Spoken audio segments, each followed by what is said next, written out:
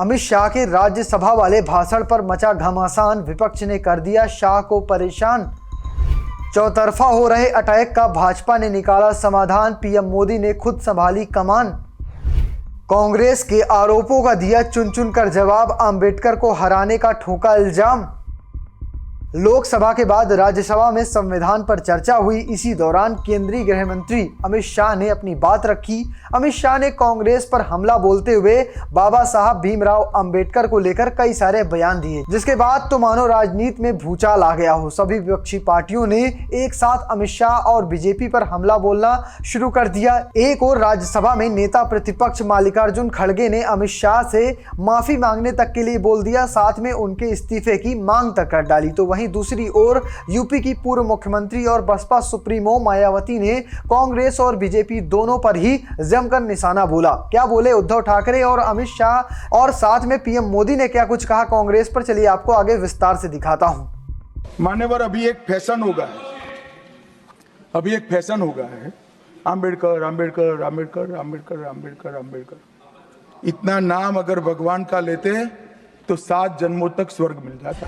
शाह के इसी बयान के बाद विपक्षी दलों ने शाह पर हमला बोलते हुए आज संसद में जमकर प्रदर्शन किया। खड़गे ने उन पर क्या कुछ बोला, चलिए वो भी सुन लीजिए। आज आपको मालूम है, सुबह भी हम सभी पार्टी के लोग एक होकर जो बाबा साहब का अपमान शाह ने किया है वो गलत है, इसीलिए आई डिमांड हिज रेसिग्नेशन।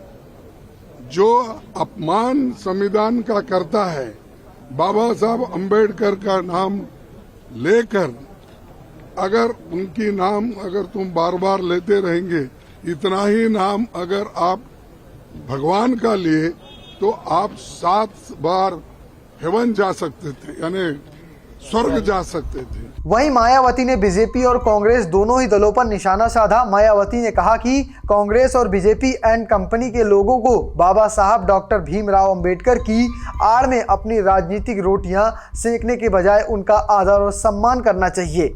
सिर्फ मायावती नहीं, उद्धव ठाकरे जो महाराष्ट्र के पूर्व मुख्यमंत्री हैं और मौजूदा शिवसेना उद्धव ठाकरे बाला साहब के प्रमुख हैं, उन्होंने कहा कि डॉक्टर भीमराव अंबेडकर पर अमित शाह की टिप्पणी बीजेपी के अहंकार को दर्शाती है और उनका असली चेहरा उजागर करती है।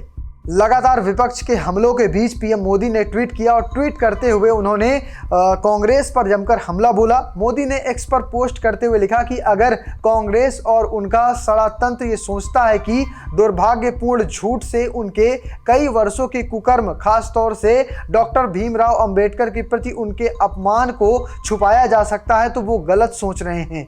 देश के लोगों ने बार बार देखा है कि कैसे एक वंश के नेतृत्व वाली एक पार्टी ने डॉक्टर भीमराव अंबेडकर की विरासत को मिटाने और SC/ST समुदायों को अपमानित करने के लिए हर संभव गंदी चाल चली है।